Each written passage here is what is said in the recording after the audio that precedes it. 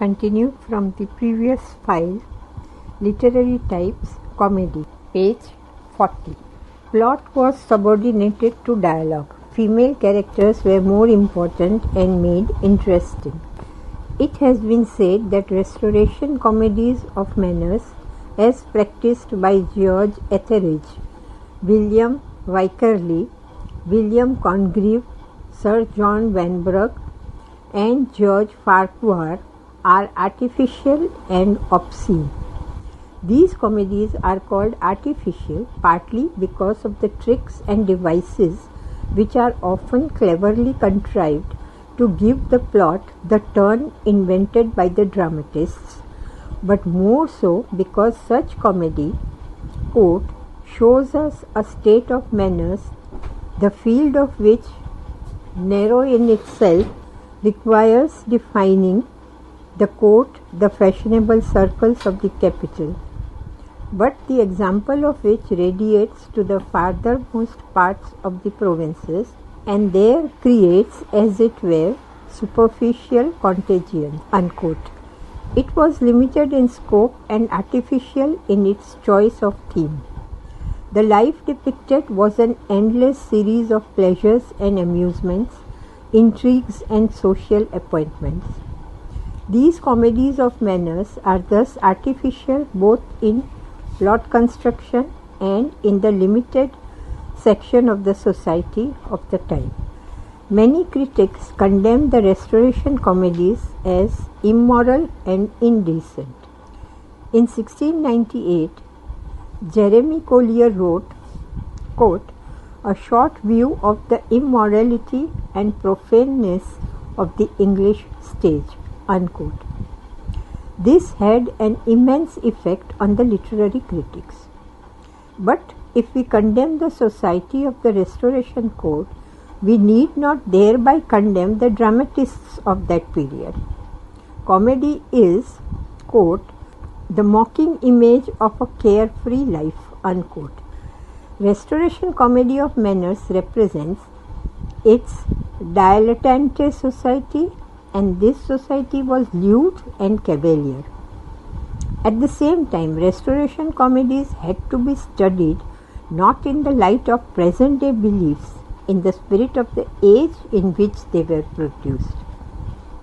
Macaulay attacked Charles Lamb for his essay, quote, "on the artificial comedy of the last century," unquote.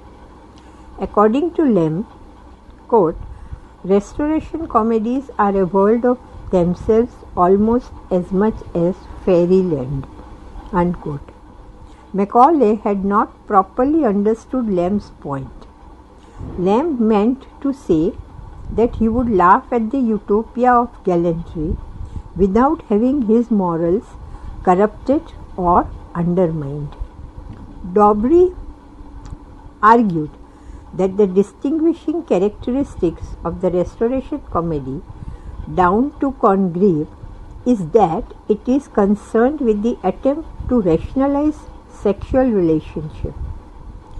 L.C. Knights, however, condemns the comedy of manners because, in the matter of sexual relations, Restoration comedy is entirely dominated by a narrow set of conventions. In spite of these criticisms and condemnations, it has to be admitted that the dramatists of the Restoration period reflected the manners and modes of society as well as sought to alter them. Page 41. Congreve's comedies are rich in subtle comments on love and marriage. Wit and dialogues are the sparkling features of his comedies. The comedy of manners was revived by Sheridan and Goldsmith in their comedies, The Rivals, The School for Scandal, The Good-Natured Man, and She Stoops to Conquer. However, Sheridan's The Rivals and Goldsmith's She Stoops to Conquer are happy mixtures of the comedy of manners and romantic comedy. They are satirical of the ways of the society, but they are at the same time attempts at the revival of romantic comedy of Shakespeare in their love theme and in the depiction of the growth and development and conclusion of romantic love. These plays give the image of the times with wit and humor. Oscar Wilde and Somerset Maugham practiced this type in the later periods.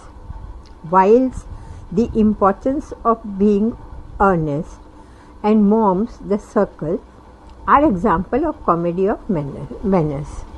Question 19. Comment on Aristotle's description of comedy as dealing with the ridiculous, which he further defined as, quote, a mistake or deformity not productive pain or harm to others, unquote. Substantiate your answer with the reference to some comedies you have read. Answer. See answer to question number 15. Add. In Every Man in His Humour, Ben Jonson deals with mental deformities of his character. Keightley's whole nature is deformed by jealousy, and he is led to ridiculous behaviors and actions. Stephen and Matthews affect melancholy. This is their deformity, under the influence of which they indulge in ridiculous actions. Malvolio is so wrapped up with the illusion that the mistress of the house loves him that he is deluded to mistake the house as his own and orders the servants. His behavior produces laughter, not pain and harm to others, although he himself suffers pain for it. In She Stoops to Conquer, Marlowe mistakes Miss Hardcastle for a barmaid and for the poor relation of the family and behaves ludicrously. Comedy is a picture of the ridiculous, and it creates pure fun and humor. It makes the audience happy because they look at these mistakes and deformities with detachment. Question 20. Which would you call the more basic feature of a comedy? A happy ending or a general spirit of joy? Give reason for your answer. Or is laughter the ultimate aim of comedy? Answer. See answer to question number 15. Then add. Comedy creates a climate of joy. It shows the deformities and eccentricities of characters of society, but there is no malice or, page 42, bitterness in this exposure. A spirit of humor pervades a comedy. Comedy has a happy ending, and this is a part of the spirit of joy that is essential quality of a comedy.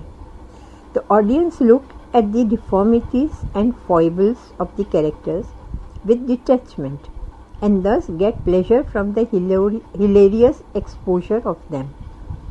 In comedy, the audience enjoy the pains of others because their pains are the results of their physical or mental deformities and can be corrected.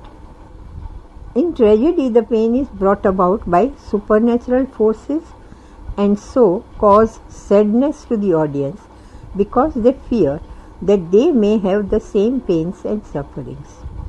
They are involved in the sufferings of the characters.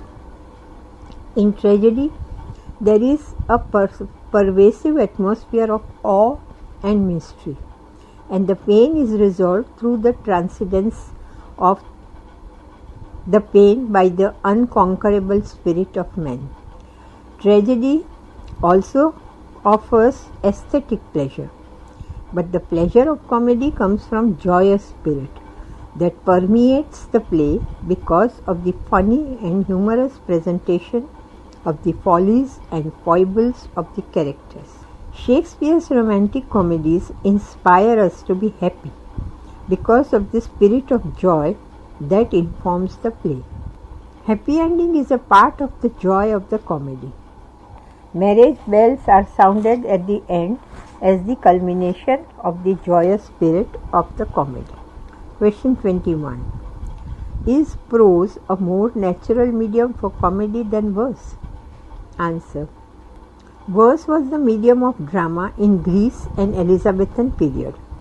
The drama In the classical period of Greece and in the romantic period of Elizabethan England, were of Greece and in the Elizabethan forged the supple instrument of blank verse, which was eminently useful as a medium in the plays. In the hands of Shakespeare, it was made flexible and pliant enough to express all the moods and moments in the life of the characters. The switch over from verse to prose was very natural in Shakespeare's plays. Poetry is the language of emotion or passion, the expression of heightened and elevated moods and feelings. Prose is the language of ordinary work-a-day life. No man in real life ever talks in verse or performs the ordinary purposes and business of life in poetry. Hence, modern drama, being a faithful rendering of real life, uses prose as the medium of expression. Comedy is more realistic than tragedy as it deals directly with life, with manners and morals of the time in lighter vein. Hence, the language of comedy is the language of real life, that is, prose. On this point, it is instructive to consider Shakespeare's alternate use of prose and verse in his play. It is the practice of the great, page 43, dramatist, that he puts verse in the mouth of his noble and elevated characters, particularly when the emotional pitch of the scene is very high, and when the characters are ordinary or low or comic, and the scene is in the lower key, and the characters are engaged in familiar conversation or exchange of wit, prose come in as the natural language. In the same scene, he uses verse and prose in accordance with the demands of the moment. When the emotional pitch is low and where conversational effect is aimed at, Shakespeare invariably uses prose. His clowns and comic characters speak prose without any exception. While the romantic love-making of Orlando and Rosalind in As You Like It is carried on in verse, the witty exchanges of love between Benedick and Beatrice in Much Ado About Nothing are done in prose. This gives a clue to the exclusive use of prose in modern dramas. The realistic drama of the modern age uses prose as its natural medium. Both in tragedy and comedy, prose is the medium of modern drama. Bernard Shaw, who is the pioneer of modern realistic drama in England, advocated prose as the suitable medium of drama. Modern dramas are mostly discussional. Discussion has replaced action in them. A clear, direct, conversational prose is considered as the most natural medium of expression by both comedians and tragedians. Shaw, James Barrie, Somerset Maugham, John Priestley handle prose in their plays with consummate ease and flexibility. They are mostly comic writers. John Galsworthy, who wrote mainly tragedies like Justice, Strife, etc., also uses prose with superb dexterity. Their main argument is that prose is the natural medium of conversation between individuals, and through the use of prose, one can come close to reality. T.S. Eliot revived verse drama as a reaction against modern realistic prose drama. Eliot says in defense of verse drama, quote, "The tendency at any rate of prose drama is to emphasize the ephemeral and superficial. If we want to get at the permanent and universal, we tend to express ourselves in verse." Unquote. Eliot further says, quote, "Poetry is a natural and complete medium for drama. That the prose play is a kind of abstraction giving you only a part of what the theatre can give." Unquote. T.S. Eliot revived verse in drama in his tragedy like The Murder in the Cathedral and in his comedy The Cocktail Party and The Confidential Clerk. The Cocktail Party, deceptively comic in general handling, completely avoids poetic effects in favor of a precise, lucid verse artfully intended to stir poetic awareness without making the page 44 audience painfully conscious that it hears poetry. After Eliot, Christopher Fry used this verse, but his dramas (a phoenix too frequent, The Lady is Not for Burning, Thor, etc.) are mood pieces rather than structured drama. Thus, it is apparent that the modern revival of poetic drama has not been successful. The prose drama has come to stay and appeals to the modern theatre goers.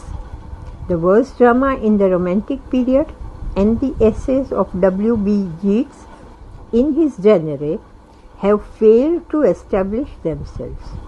The verse dramatists have not been able to evolve a verse form that is flexible and adaptable enough to serve the purpose of conversations in modern realistic dramas.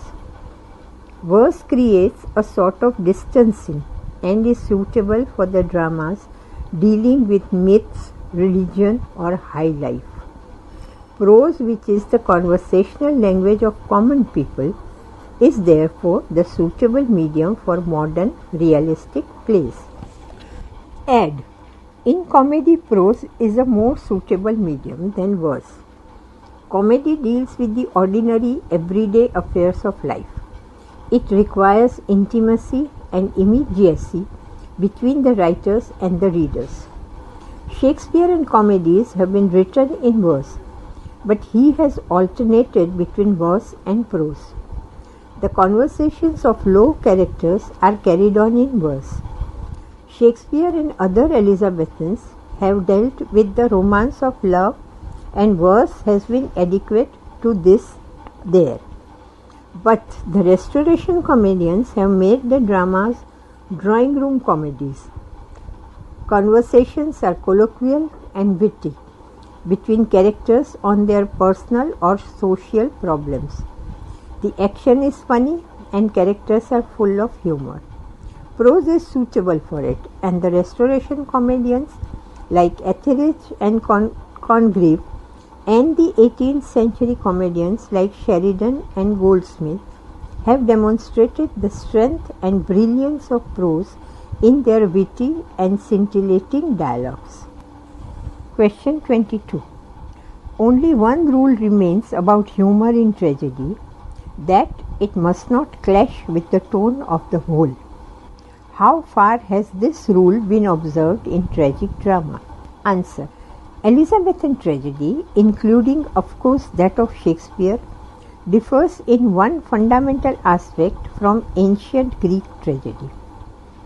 The mixture of the tragic and the comic, which is a distinctive feature of modern dramatic art, was not permissible in the ancient drama. But Shakespeare and his contemporary dramatists knew that life was neither purely tragic nor purely comic. Life is neither all sunshine nor all gloom. It is an exquisite blending of both. The variously colored strips in the texture of life are inextricably woven. Page 45. This comprehension of a larger and a fuller life is at the root of this mixture of tragic and comic elements in Shakespeare. Shakespeare is nothing if not total Shakespeare. The mixture of comedy and tragedy is also justified by the laws of contrast and relief. When a monotony of horror can no more be endured and the nerves are strained to the utmost, some sort of relaxation seems absolutely needed. The intrusion of the comic, according to the psychological law of contrast, often heightens the tragic effect as well as gives relief. The most successful example from the point of view of creating a profound impression by the introduction of the comic in tragedy is provided by the wonderful fool in King Lear.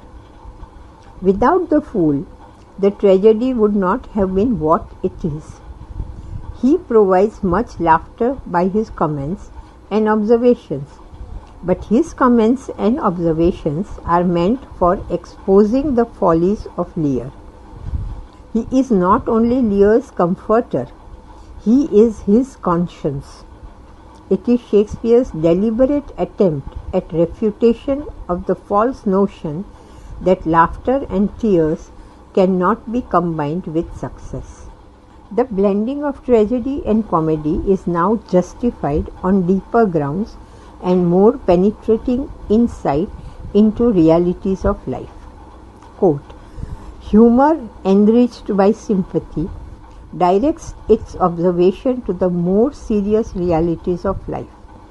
It finds everywhere the material both for laughter and tears, and pathos henceforth become the companion of humor.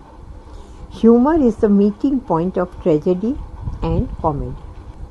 Scenes of comic relief or comic interludes were inherited by Elizabethan drama from the native mysteries and moralities.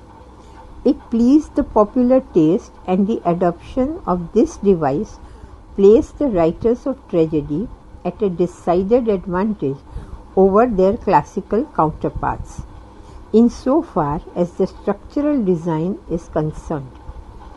It is a well-known principle of Shakespeare's dramatic art in the tragedy that after a scene of high-strung tragic tension in which the emotion of the audience is on the rack, he generally introduces a scene set in a light and low key of comedy in order to relieve the tension of the preceding scene. Thus, comic relief serves two purposes: to relieve the tension of emotion and to heighten the tragedy by contrast. Thus, the device contributes to the emotional rhythm of tragedy as well as its ultimate impression. Now, the point is whether this comic element in tragedy disturbs the unity of tone. A great dramatist, for example, Shakespeare, introduces the comic or humorous with such skill and artistry that humor, instead of detracting from the tragic effect, contributes to page 46. 8. Humor in such cases takes the nature of grim irony, which is far removed from mere buffoonery. The low comic scenes are fraught with deep tragic import.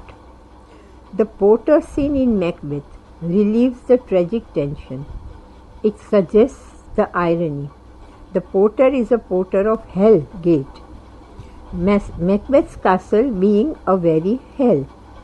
It emphasizes the horror by the grimness of its contrast. It also serves a dramatic purpose. It gives Macbeth time to wash his hands and put on his nightgown. It covers the gap between the crime and its discovery. Moreover, it gives a parody of what constitutes Macbeth's tragedy. Quote, the interpretation of a sensitive imagination and a sin-burdened heart. The porter's imagination plays with hell and the devil because his heart is free. Unquote.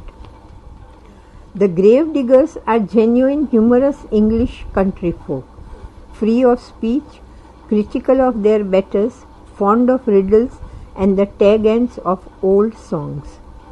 The professional indifference of the clown, who has been gravedigger, contrasts comically with the sensitivity and skepticism of the hero, and there is bitter irony in Hamlet's jests with the clown at the grave of the girl he himself has driven to madness and death. There is a touch of shrewd folk wisdom in the clown's remark that Christian burial would have been denied any but a gentlewoman who had committed suicide.